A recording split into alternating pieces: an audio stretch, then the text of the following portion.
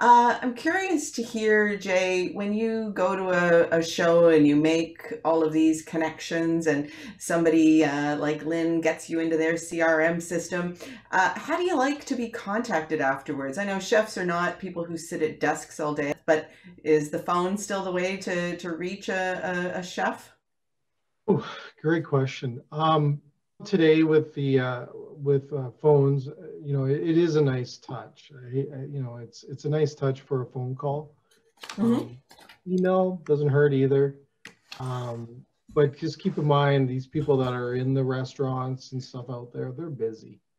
They're in the weeds right now. They're dealing with a lot. They're typically maybe even cooking as maybe they're the owners of those locations. So just be respectful for the fact that, them giving your time and how you're contacting them, you have to be very respectful of that, because they'll deter from not even wanting to use your products or whatever you're sharing with them, because you're hounding them or you're calling them at a rush time or a lunch time or a dinner time.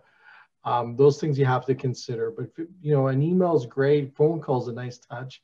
But if they don't answer, they're probably working in the kitchen or they're busy Exactly. with something, right? So I think it's a nice touch. But I also believe, when we talked about it earlier, that whole sample thing, a nice note in there when you send the samples to them, a personal note.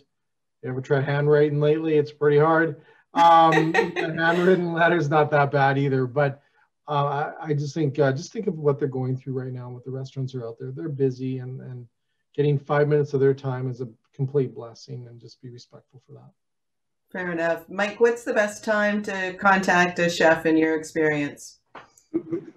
Wow, that's simple. It's the windows between like 1:30 and 4.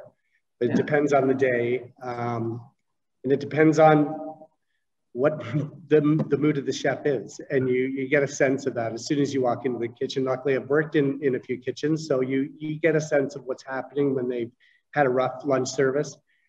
I've often walked in the back door and turned around, like just looking at the line, seeing what's happened, and walked straight out. In fact, I think I've done that at Pangea a few times. Was that when you worked there as a chef or as a supplier? No, as a supplier. Whether I was looking to sell or looking to collect money, you just get a sense of what's happening. And I think it's no different than the retail business as well. You have to pick your times, you have to pick your marks and your audience. And sometimes, even though you've driven 30 minutes to go to a store or go to a restaurant, if it's not the right time, there's no sense in pushing it, because you're not going to help yourself.